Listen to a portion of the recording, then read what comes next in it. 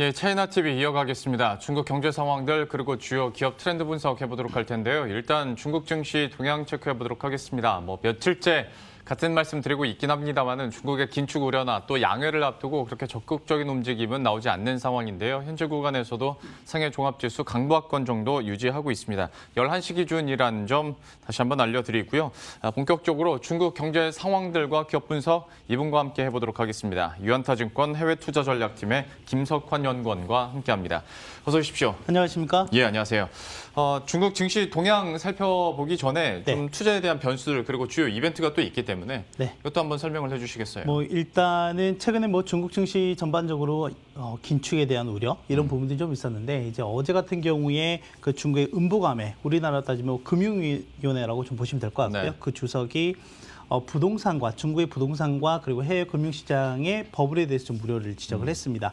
제가 준비한 화면을 통해서 보시면 이제 중국의 국가통계국에서 매달 이제 중국 70개 주요 도시에 대한 주택 가격이 전년 대비 어떻게 변화했는지에 대해서 발표를 하는데 좀 내용을 보면 제가 이제 표시한 그 북경이나 상해, 심천 이런 도시들이 이제 일선 도시라고 보시면 될 것 같고 부동산 가격이 전년 동월 대비 좀 큰 폭으로 올라가는 이런 모습들을 보이고 있고요.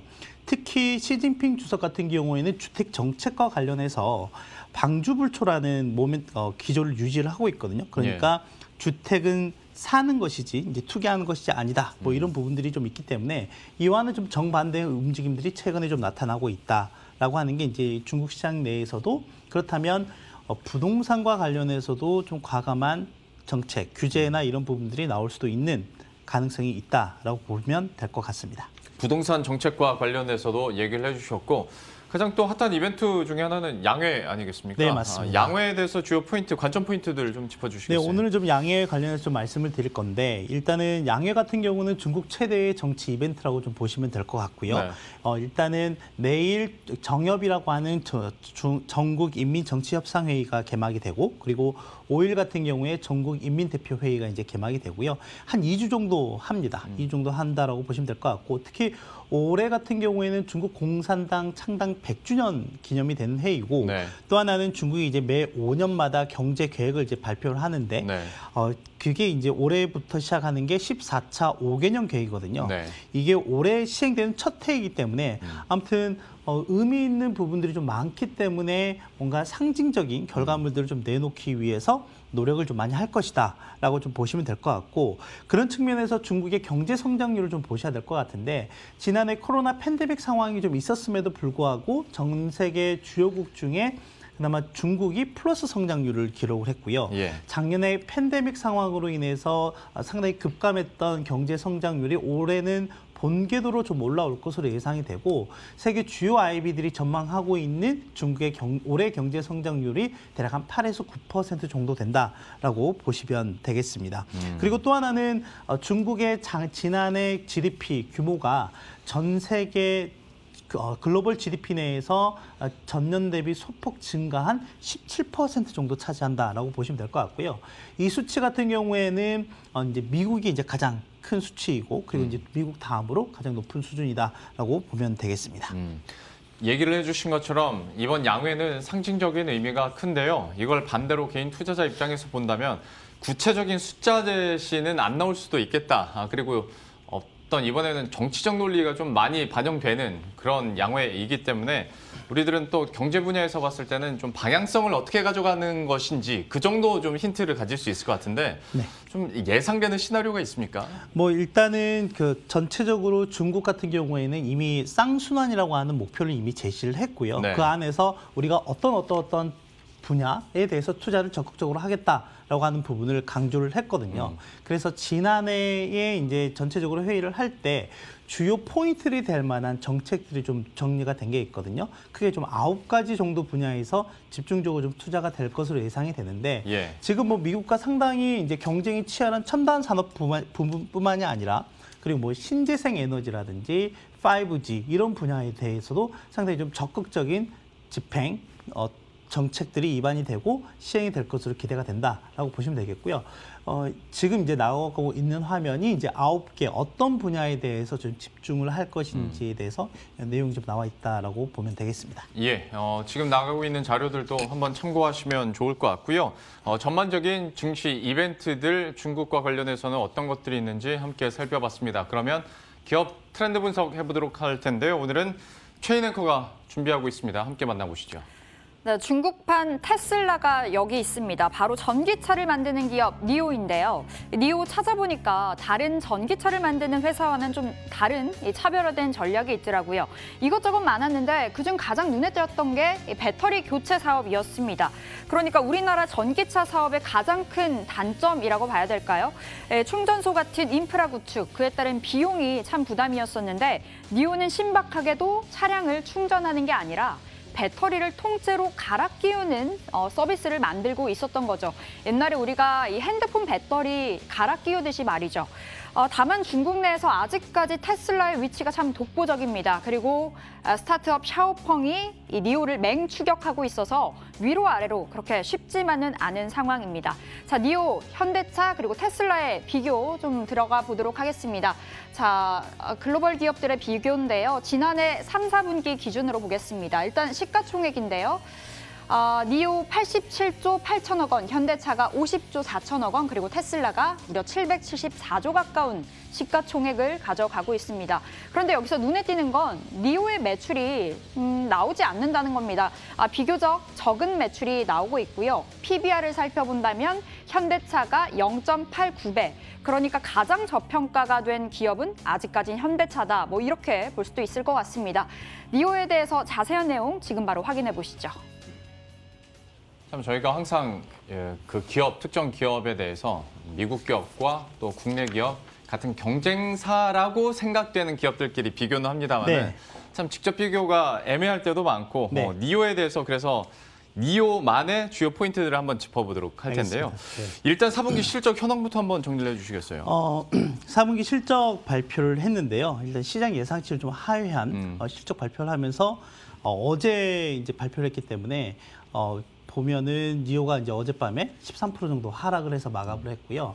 보시면은 제가 지금 자료 화면을 통해서 나가고 있는 것처럼 좀 빨간색 음영으로 좀 처리를 해놨는데 그게 이번 4분기 실적 발표라고 보시면 될 것 같고 예. 이미 이제 과거의 일이거든요. 그런데 지난 한 해 동안 니오의 주가가 이제 큰 폭의 오름세가 있으면서 왜 그렇게 올랐는지를 좀 살펴본다면 각 분기별, 그러니까 1분기부터 3분기까지는 항상 시장 예상치를 상회하는 실적을 좀 발표하면서 어닝 서프라이즈 좀 기록을 했다라고 보시면 되겠고요. 다만 이제 4분기는 뭐 어닝 쇼크가 나긴 했지만은 뭐 시장에서 그렇게 우려할 만한 수준은 아니다라고 저는 보고 있습니다. 이제 올해 이후에 좀 움직임을 보면 이미 컨센서스 자체가 계속해서 우상향하는 모습을 좀 그리고 있고 이미 4분기 같은 경우에는 플러스로 전환할 것으로 좀 기대가 되고 있는 부분이거든요. 예. 이런 부분들이 좀 어떻게 나오고 있냐면 지난해부터 실제 본격적으로 차량 판매가 본격화되는 시점부터 나오게 되면 올해 주가와 차량 판매 대수를 좀 비교해 보면 좋을 것 같고요. 예.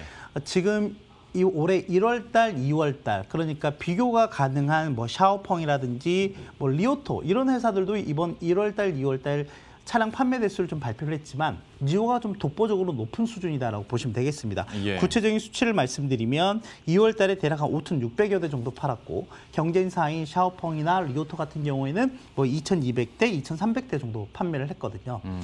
그런 측면에서 본다면 이미 실적 발표를 하면서 올해 1분기에 예상되는 판매 대수가 대략 한 2만 대 내외 정도 될 것이라고 발표를 했고요. 예. 올해 연간 전체적으로 보면 이미 생산 캐파가 월 1만 대 수준까지 좀 올라와 있는 상황이기 때문에 만약 이런 페이스가 좀 유지가 된다라고 하면 연간 한 10만 대도 가능한 수치다라고 좀 보고 있습니다. 그러면 월가에서 바라보고 있는 니오의 앞으로의 전망들 그리고 실적 전망들이 궁금해지는데 앞에서 이제 니오 분기 실적을 보면서 약간 갸우뚱했던 것 중에 하나가 4분기부터 이제 흑자 전환하는 건데 네.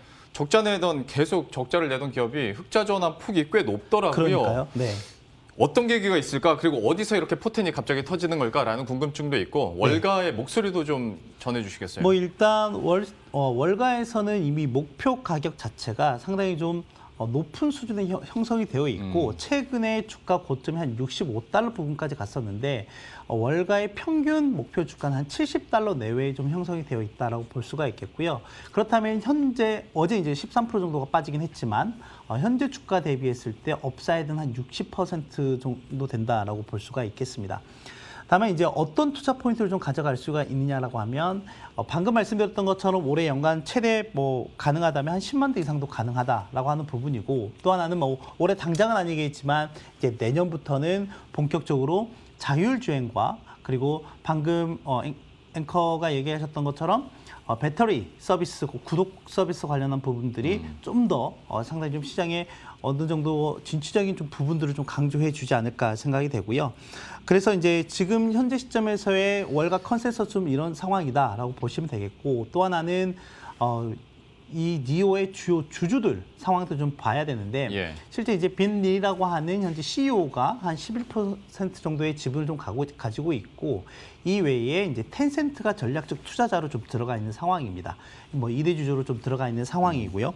그래서 2018년부터 좀 들어와 있기 때문에 뭐 실제 뭐 현대차나 앞서 비교했던 것처럼 테슬라 이런 회사들과 비교해 보면 뭐 니오를 비롯한 샤오펑 그리고 리오토 이런 회사들은 이제 2018년부터 본격적으로 차량을 만들어서 시장에 내놓고 있는 신생업체들이거든요. 그렇죠. 네. 그러니까 이 신생업체들에 대한 성장 모멘텀들을 좀 봤을 때, 그러니까 전체적으로 이 전기차 시장이 앞으로 확대될 것으로 이미 다 누구나 다 알고 있고, 그러면 그 시장 내에서 어떤 비중을 갖고 좀 가져가느냐라고 봤을 때 이미 니오는 좀 포지셔닝이 잘 되어 있습니다. 방금 얘기하셨던 것처럼 중국의 테슬라라고 하는 명칭으로 또 나와 있고 그래서 상당히 좀 선도적인 좀 이미지가 구축되어 있는 회사 중에 좀 하나다라고 보시면 될 것 같고요. 그런 측면에서 이번 1월 초에 그러니까 CES가 열리기 전에 니오에서 인베스터 데이를 가지면서 그 인베스터 데이에서 ET7이라는 프리미엄 세단을 이제 발표를 했거든요.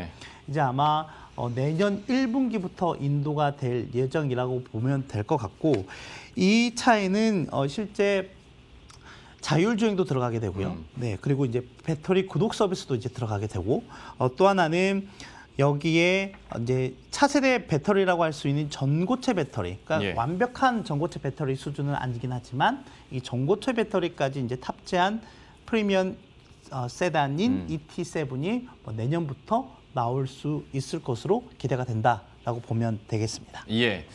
물론 이제 월가의 특징이기도 합니다만 어쨌거나 월가에서 보는 니오의 컨센서스 같은 경우에는 물론 테슬라만큼은 아닙니다만 레인지도 좀 넓긴 하고 그리고 투자 의견도 다양하긴 합니다. 다만 니오가 뭐 미국 증시 상장과 함께 관심 많이 받으면서 주가가 이미 반응을 해줬었지 않습니까? 그렇죠. 그 때문에 포지셔닝은 확실히 했고 앞으로 이제 많이 파는 것만 남아있는 상황인데 방금 전에 그 프리미엄 세단에 대해서 얘기를 해주셨어요. 다만 저희가 아까워서 준비한 사진들과 자료들이 좀 더 있어서 그런데 그게 안 나갔거든요. 때문에 좀 다시 구체적으로 설명을 해주시면서 어떤 그 자율주행과 그 배터리 교체 사업에 대해서 좀 추가적으로 설명 부탁드릴게요. 올해 그 자동차, 특히 모빌리티 지난 시간에는 그 도심항공 모빌리티 부분을 좀 말씀을 드렸잖아요. 근데 그 도심항공 모빌리티도 마찬가지지만 이 모빌리티 분야에서의 향후 키워드는 자율주행이거든요. 그래서 자율주행 칩을 만드는 여러 회사들이 지금 이제 난립해 있는 상황이고 그 중에서 가장 이제 독보적인 또 지위 그 칩 분야에 대해서도 자율주행 칩 분야에 대해서도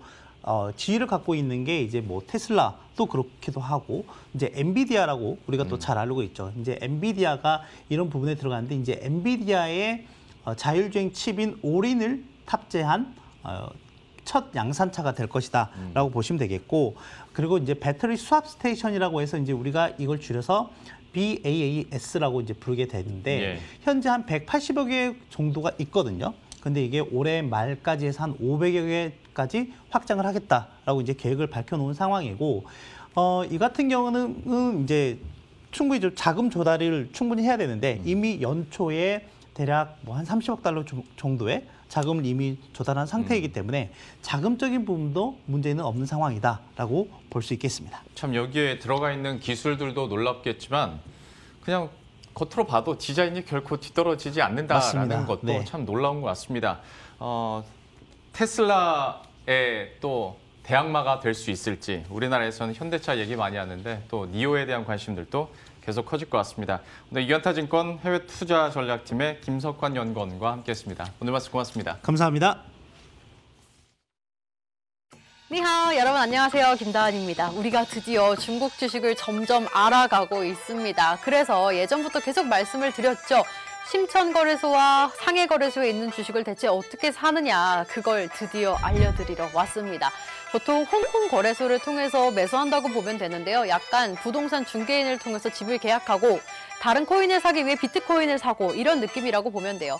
홍콩 거래소를 통해서 살 수 있는 시스템 성강퉁과 후강퉁이 있는데요. 후강퉁은 후, 상해, 강, 홍콩입니다. 홍콩을 통해서 상해 거래소에 있는 주식을 사는 거고, 그리고 성강퉁의 경우에는 선, 심천, 강, 홍콩입니다. 홍콩을 통해서 심천 거래소에 있는 종목을 사는 거죠. 어떤 종목을 살 수 있느냐? 대다수 종목 다 살 수 있다고 보면 돼요. 시가총액 상위 종목에 있는 상해 종합지수에는 은행주들 살 수 있고요. 역시나 심천거래소에 있는 종목들 대다수를 살 수 있다고 보면 되겠습니다. 한마디로 얘기해서 성강퉁, 후강퉁을 통해서 우리는 원하는 중국 주식을 살 수 있다. 여러분 겁먹지 마세요. 저희가 하나하나 계속해서 알려드릴게요. 오늘은 여기서 빠이짜이젠!